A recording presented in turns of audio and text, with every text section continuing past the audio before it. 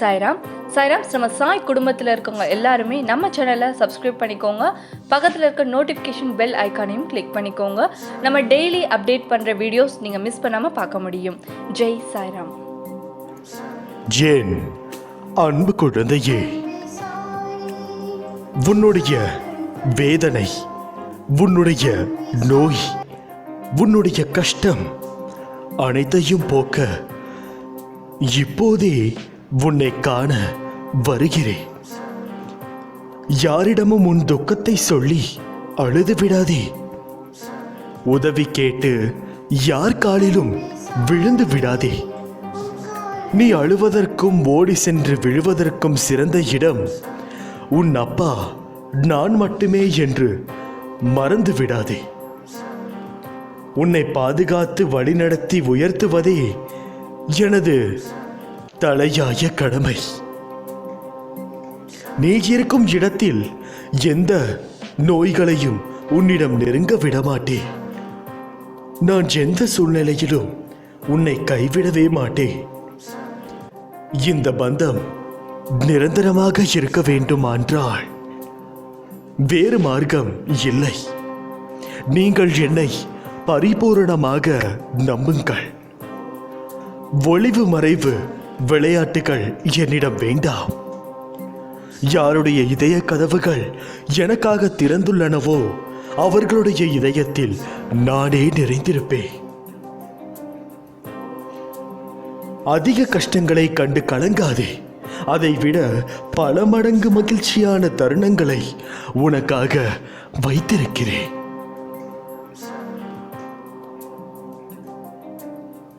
என்னுடைய செல்வங்கள் என்னவென்றால் புகழ், கல்வி, வலிமை, வெற்றி, நன்மக்கள், பொன், நெல், நல்விதி, நுகர்ச்சி, அறிவு, அழகு, பெருமை, இனிமை, துணிவு, நோயின்மை, நீண்ட ஆயுள்.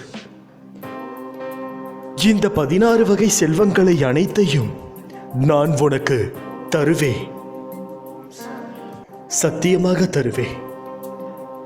இன்று நீ கஷ்டப்படுவது நாளை உன்னுடைய நல்லதுக்காக மட்டுமே நான் உனக்காக தயார் செய்து கொண்டிருக்கிறேன்.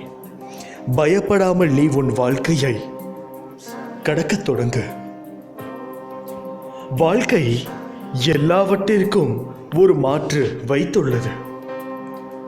அது நமக்கு பிடித்திருக்கிறதா இல்லையா என்பதை பற்றியெல்லாம் அதற்கு கவலையே இல்லை. சூழ்நிலைக்கு ஏற்ப நீ உன் மனதை திடப்படுத்த வேண்டும். இரண்டு வார்த்தை பேச வேண்டிய இடத்தில் அதிகம் பேசுவது தவறு. ஆலோசனை கூறும்போது உன் கருத்தை பிறரிடம் கூறி சொல்வது தவறு. அதுபோல் நேர்மையாக பயணித்து தோற்பதும், முடிந்தவரை போராடிய பின் தோற்பதும் வெற்றி பெற்றதற்கு சமம் என்று அர்த்தம் கொண்டு மீண்டும் மீண்டும் முயற்சி செய்.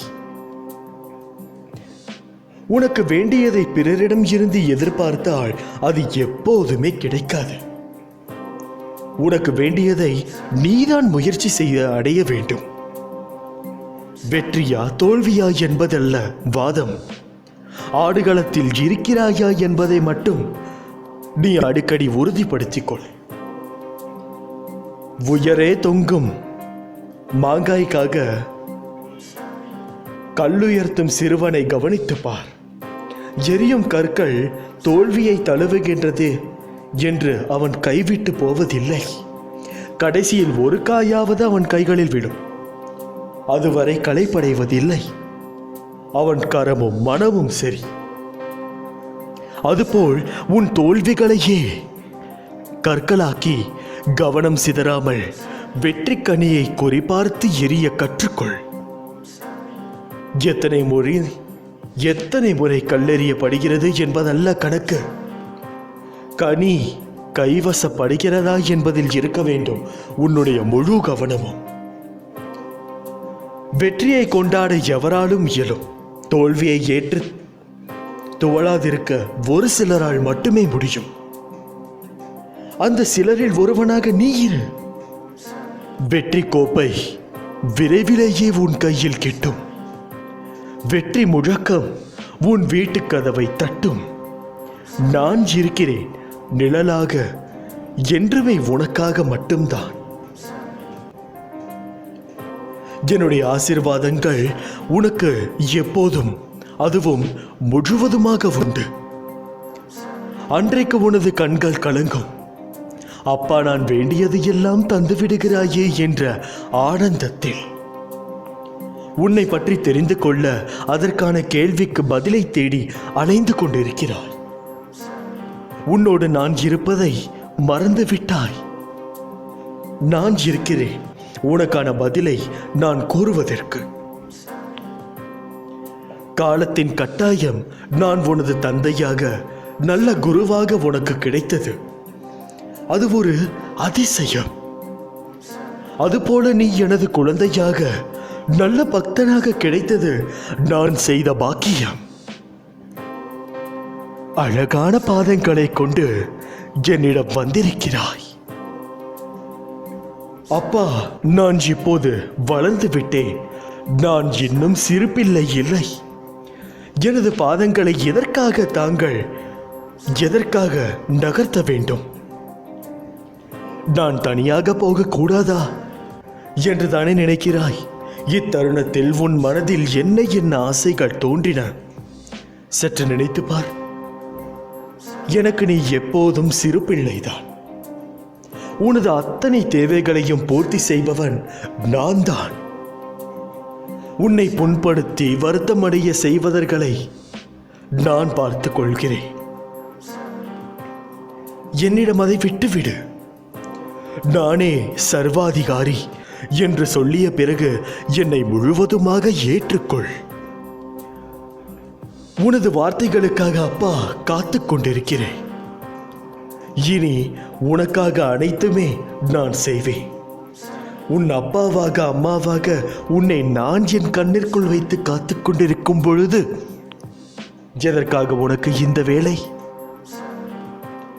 தினமும் என்னை நினைத்துக் கொண்டு இருக்கையில் உன் மீது எப்படி கோபம் கொள்வேன்?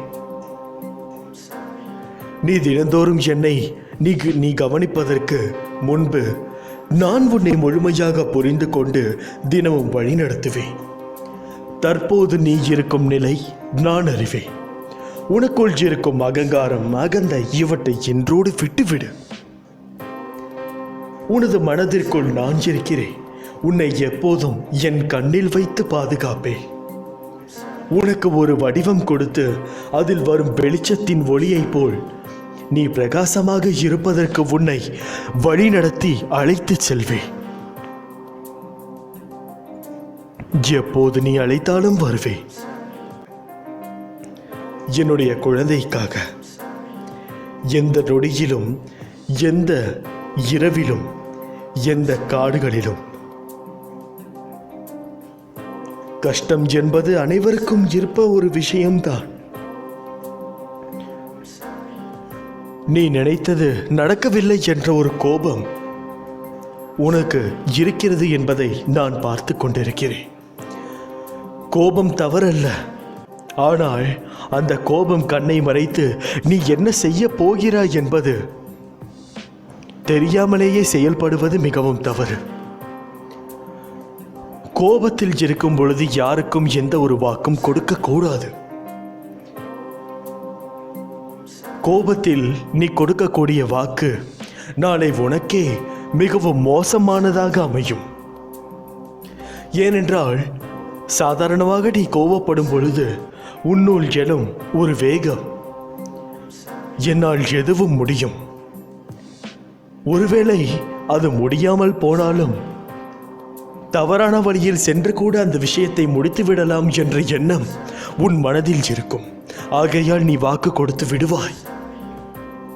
அந்த செயலை நீ மீண்டும் கோபத்தில் இருந்து சரியானவுடன் அந்த விஷயத்தை நீ யோசித்து பார்க்கும் பொழுது நீ செய்து வைத்த திட்டமே உனக்கு ஞாபகத்தில் இருக்காது.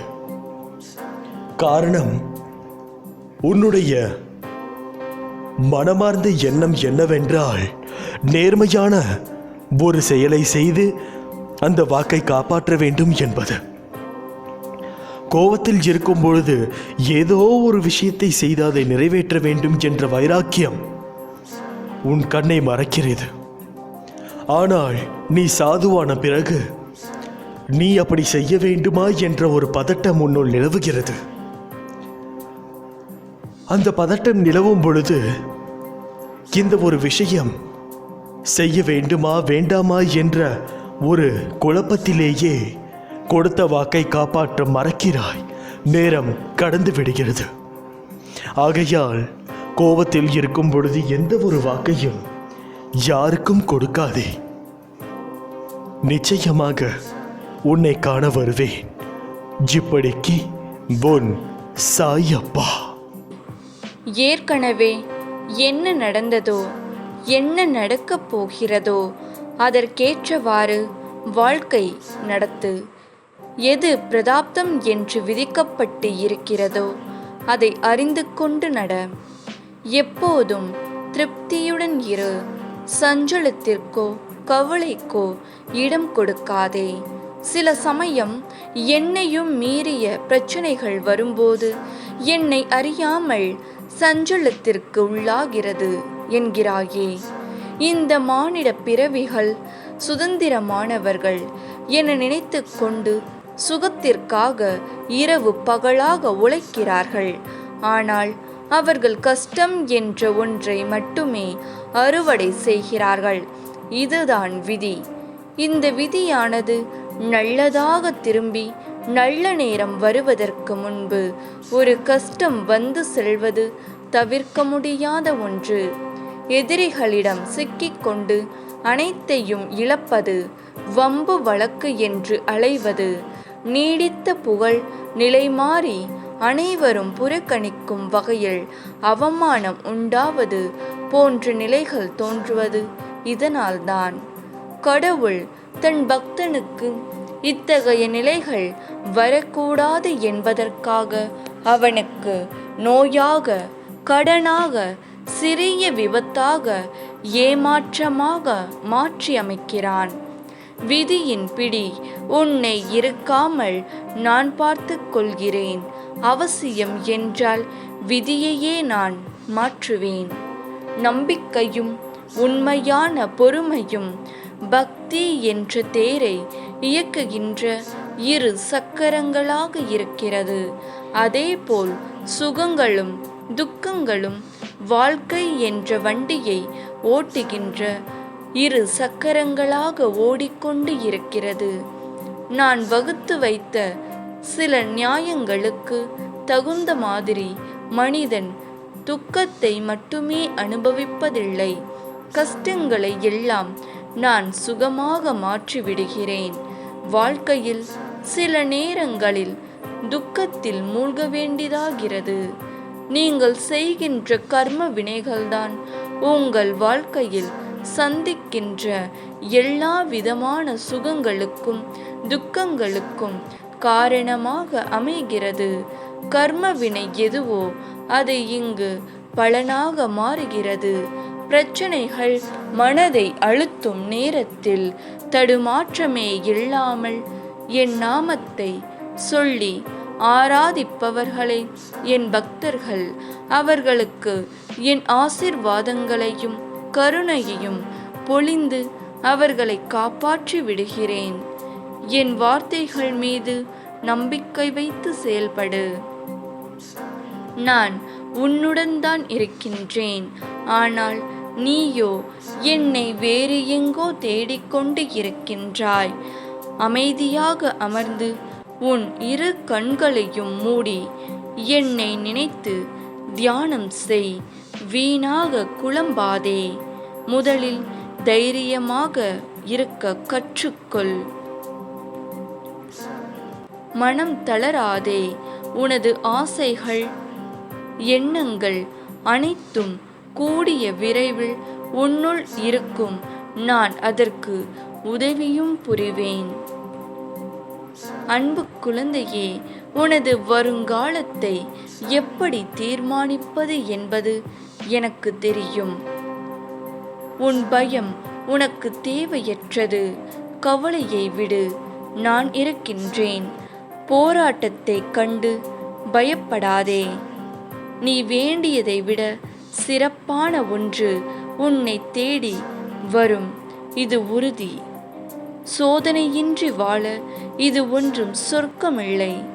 நிராகரிப்புகளைக் கண்டு மனம் தளராதே. எல்லோரும் உன்னை விட்டு விலகும்போது நான் உன்னுடைய வாழ்க்கையில் வருவேன்.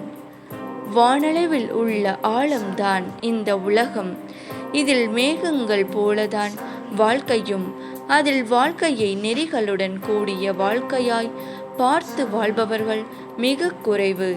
என் பிள்ளைகளுக்கு முதலில் நான் உன் சாய் தேவா பயிற்றுவிப்பது ஒழுக்கமும் நேர்மறையான நெறிகள்தான்.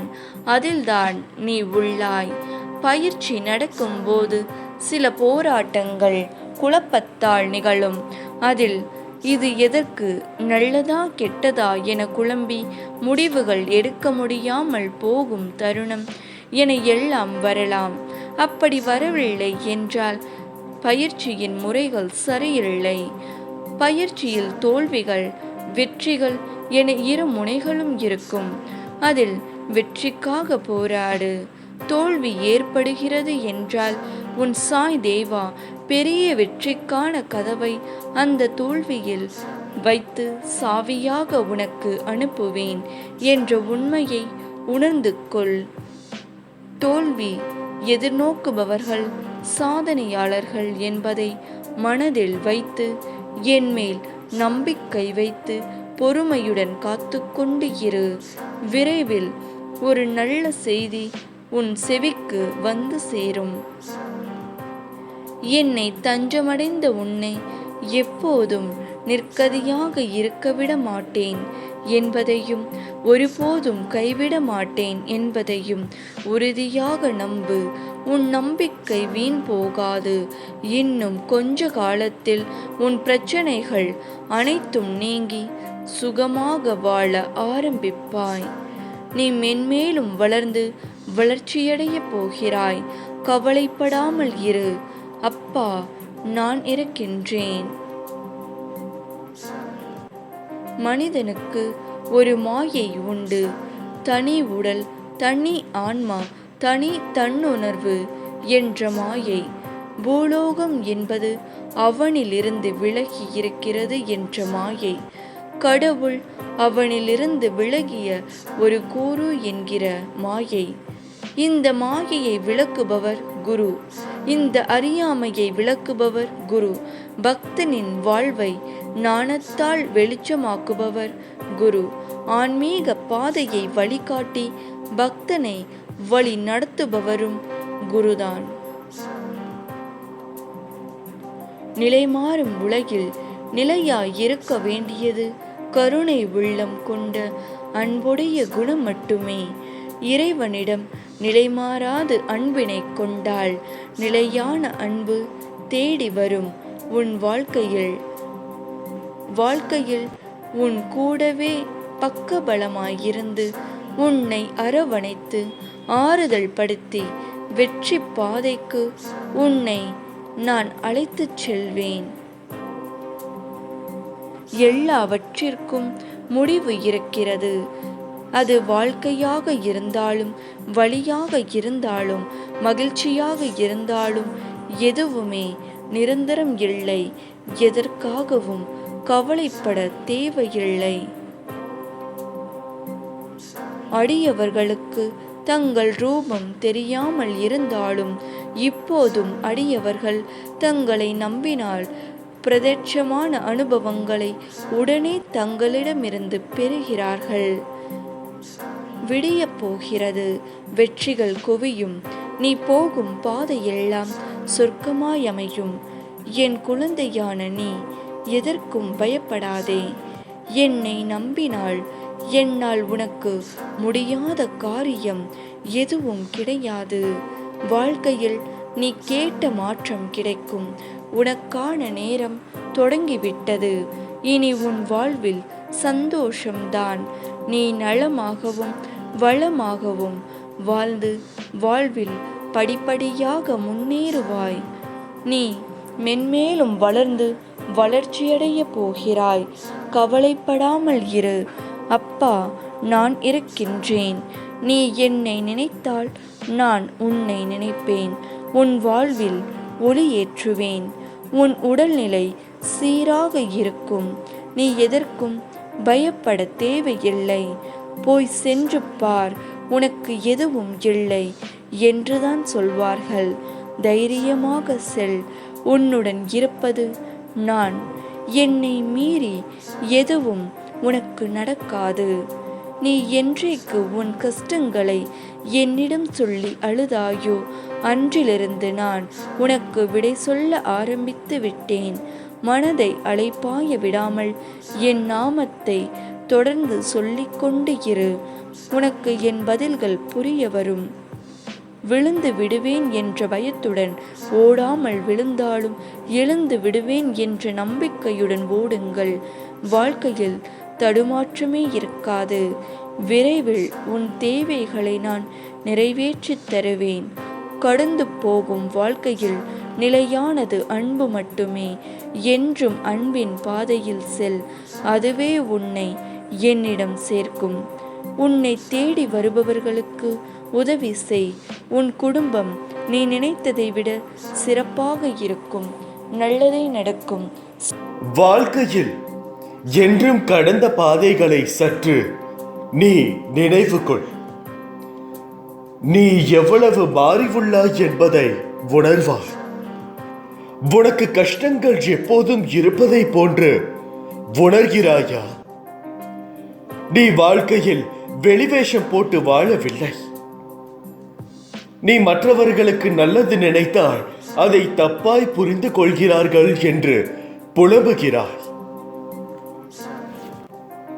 உன் கவலையை விடு. உண்மையான அன்பு கொண்டவர்களை காண்பது அரிது. ஆனால் உன் அன்பை உதாசீனப்படுத்தியவர்களுக்கு நிச்சயம் உன் அருமையை நான் புரிய வைப்பேன்.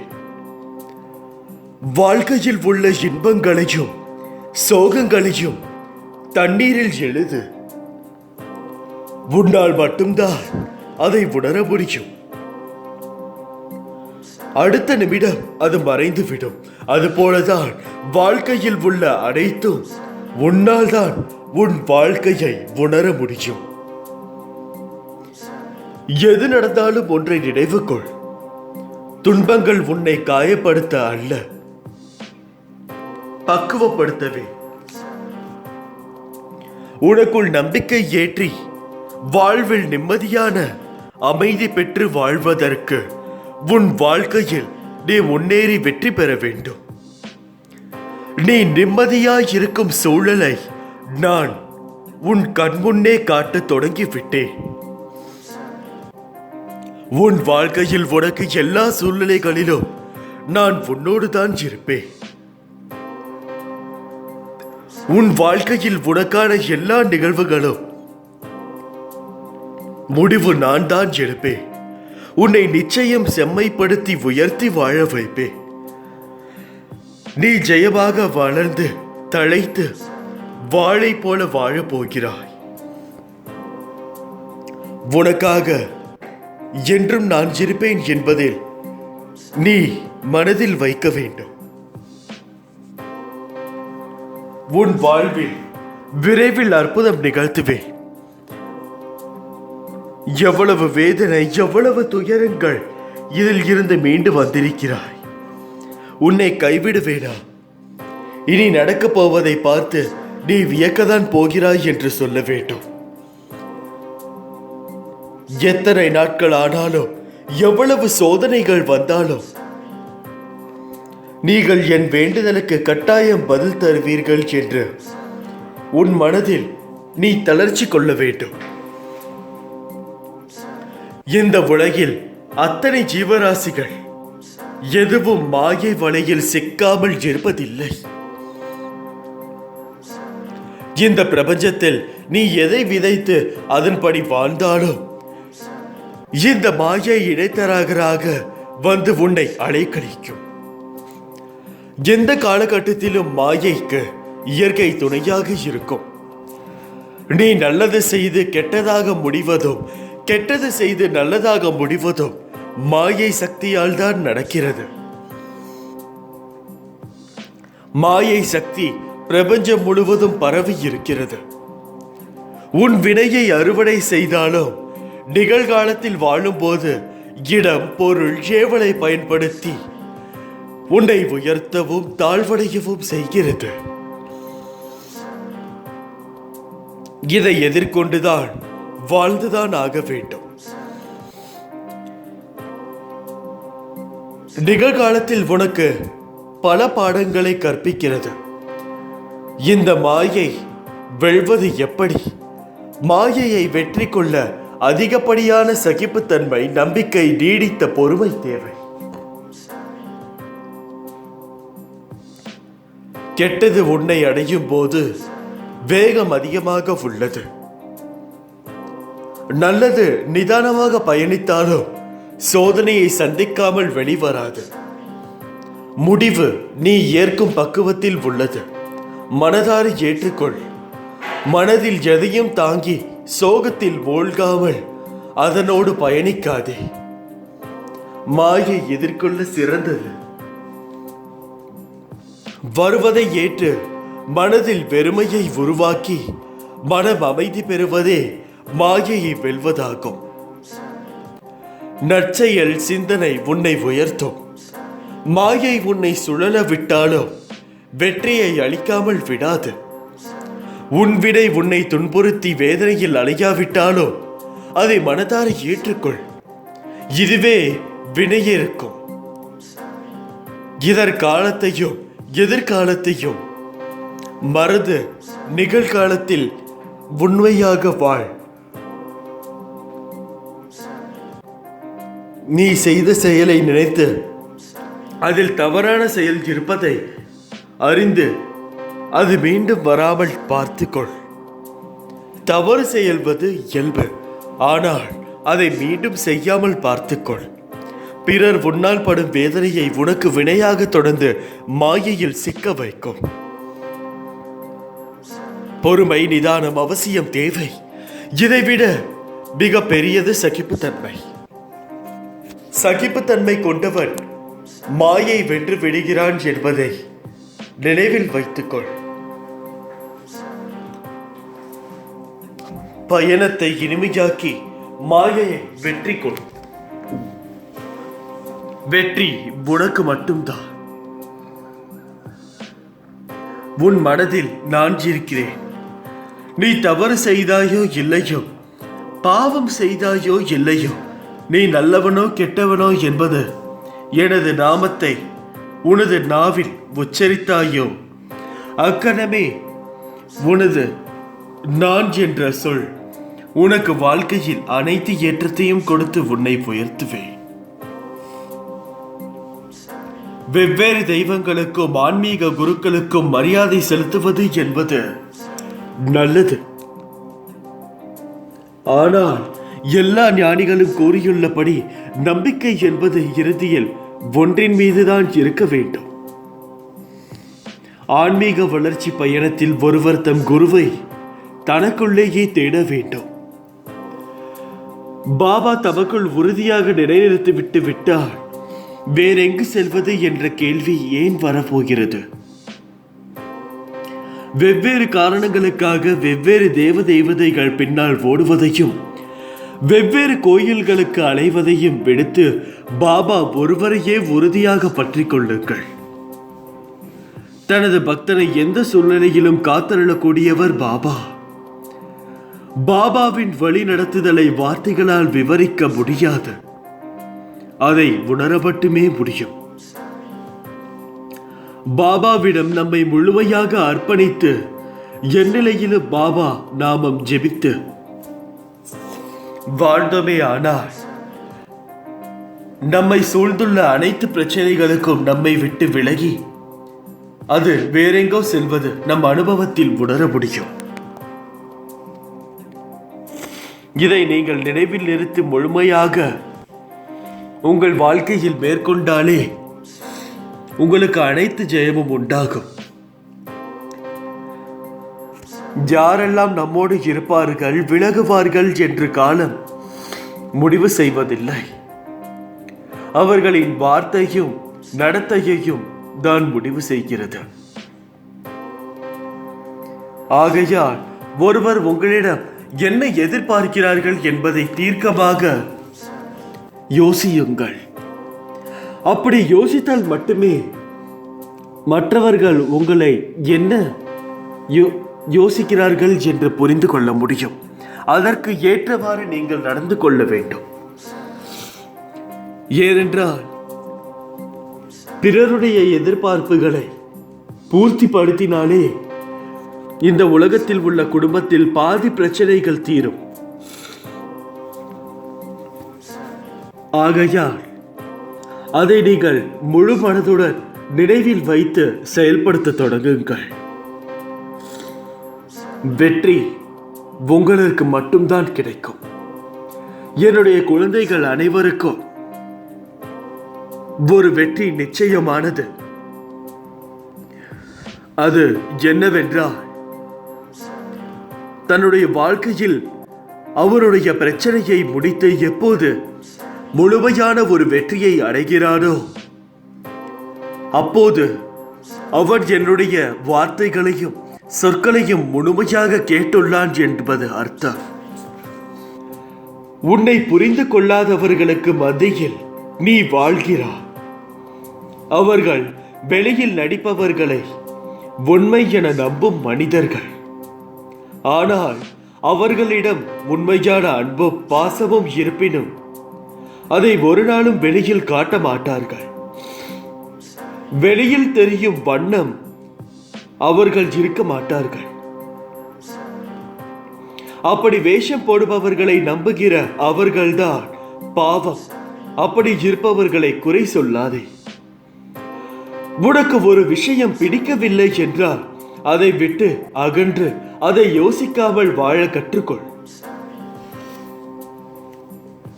உன் வாழ்க்கையில் உன் அன்புக்கு தகுதியானவர்களை நான் அனுப்புவேன். அதுவரை நீ பொறுமையாக இரு. அதற்குள் உன்னிடம் அன்பு காட்ட யாருமே இல்லை என புலம்பாதே.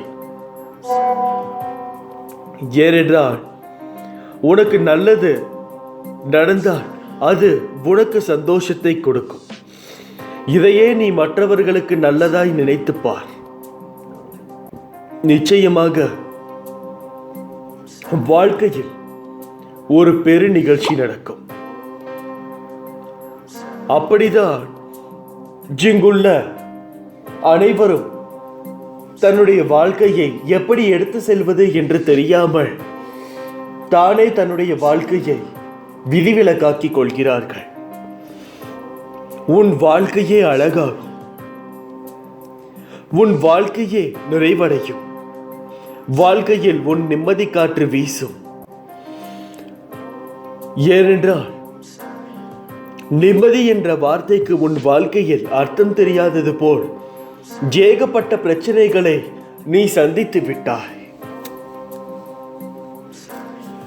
நிம்மதி என்ற வார்த்தைக்கு அர்த்தம் தெரிந்து நிம்மதி என்ற சொல்லை அனுபவித்து அதை போதும் என்ற அளவிற்கு நீ அனுபவிக்கக்கூடிய காலம் வெகு நாட்களில் இல்லை.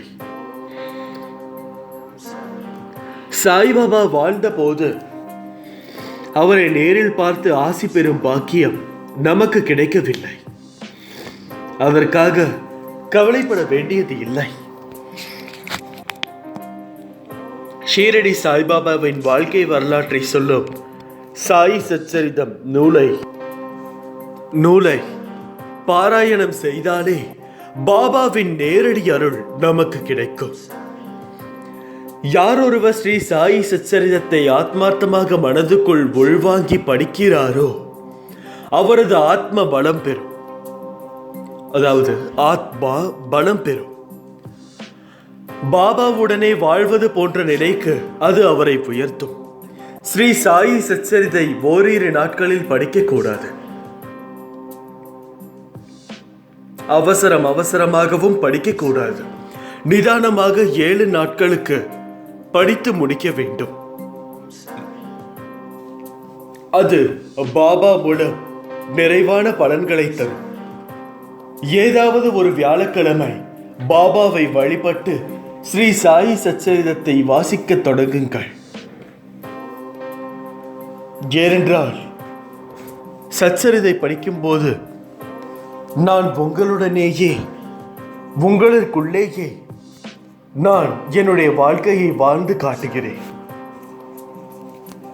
இதை புரிந்து கொள்பவர்கள் நிச்சயமாக படிப்பார்கள் என்ற நம்பிக்கை எனக்கு உள்ளது.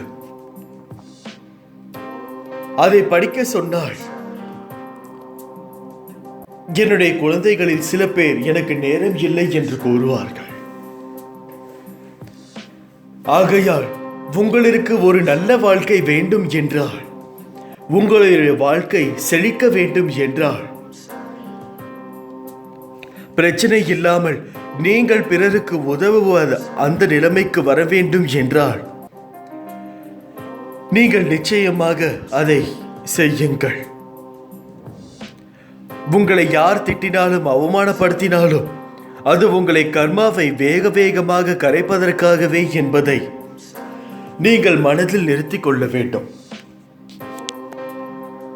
ஏனென்றால் அதுதான் உண்மையும் கூட. ஒருவர் உங்களை திட்டினார்கள் என்றால் அவர்கள் உங்களுடைய கர்மாக்களை எடுத்துக்கொள்கிறார்கள் என்பது அர்த்தம். உங்களிடம் உள்ள கெட்ட கர்மாக்களை அவர்கள் எடுத்து அவர்களிடம் உள்ள நல்ல புண்ணியங்களை உங்களிடம் சமர்ப்பிக்கிறார்கள் என்பது அர்த்தம். ஆகவே யார் ஒருவர் உங்களை திட்டினாலோ சிரித்துவிட்டு வந்து விடுங்கள். ஏனென்றால் அந்த சிரிப்பில் 1000 அர்த்தம் இருப்பது என்பது அவன் ஒரு நிலைக்கு வரும்போது புரிந்து கொள்வார். உங்களுடைய உண்மையான ஆழமான நம்பிக்கையும் பக்தியும் தான் என்னை உங்களிடம் கொண்டு சேர்க்கும். நீ எல்லா செல்வ வளங்களையும் பெற்று சீரும் சிறப்புமாய் வாழ்வதற்கு நான் பொறுப்பு. நினைத்து பார்க்க முடியாத அதிசயம் எப்போது வேண்டுமானாலும் நடக்கலாம். உன் வீட்டிற்கு உணவருந்த மானிடனாய்தான் வருவேன் என்று எண்ணாதே. எவ்வுயிராகவும் நான் வருவேன். ஏனென்றால் நான் அனைத்து உயிர்களிலும் கலந்து இருப்பேன் என்று நீங்கள் புரிந்து கொள்ள வேண்டும். இந்த உலகத்தில் உள்ள அனைத்து ஜீவராசிகளும் அந்த கடவுளுடைய படைப்பே என்று மனதில் நினைவு நிறுத்திக் கொள்ளுங்கள். ஏனென்றால் அவை அனைத்தும் இந்த கடவுளின் சொத்து. இந்த கடவுளின் சொத்தை ஆக்கிரமிக்கவோ விவாதிக்கவோ பயன்படுத்தவோ காயப்படுத்தவோ உங்கள் அனைவருக்கும் தகுதி இல்லை. அதை உங்களுடன் உங்கள் வீட்டில் பயன்படுத்தலாம். ஆனால் உங்களுடைய வீட்டிற்கு வெளியில் இருந்து வரும் பொழுது அதை மரியாதை இல்லாமல் நடத்தவே கூடாது. முடிந்த அளவிற்கு உங்களால் என்ன செய்ய முடியுமோ அதை செய்யுங்கள். அதற்கு சிறிதாக ஒரு உணவோ அல்லது தண்ணீரோ கொடுங்கள். எதுவும் கொடுக்கவில்லை என்றாலும் அதை காயப்படுத்தாதீர்கள். ஏனென்றால் அதுவும் ஒரு உயிர்தான். அந்த உயிர்கள் அனைத்தும் மனிதர்களை நம்பிதான் வந்திருக்கிறது. இந்த மனிதர்களை அதை காயப்படுத்தினால் அது வேறு எங்கே செல்லும்? நிச்சயமாக முடியாது. அவை அனைத்தும் போக இடம் இல்லாதவை என்று மட்டும் நீங்கள் அனைவரும் நினைத்துக் கொள்ளாதீர்கள். ஏனென்றால் கடவுளிற்கு அது மிக வேண்டிய ஜீவராசிகளாகும். அந்த ஜீவராசிகளுக்கும் இந்த உலகில் தக்க தகுதியுண்டு வாழ்வதற்கு. ஆகையால் அதை ஒருபொழுதும் நீங்கள் உதாசீனப்படுத்தாதீர்கள். எந்த ஒரு சூழ்நிலையிலும் எந்த ஒரு வடிவத்திலும் நான் வருவேன். அதை நீங்கள் நினைவில் நிறுத்தி கொண்டால் மட்டுமே உங்களால் நீங்கள் என்ன செய்கிறீர்கள் என்பதில் நீங்கள் ஒரு முழுமையான வெற்றி காண முடியும். இப்படிக்கு உன் சாயப்பா.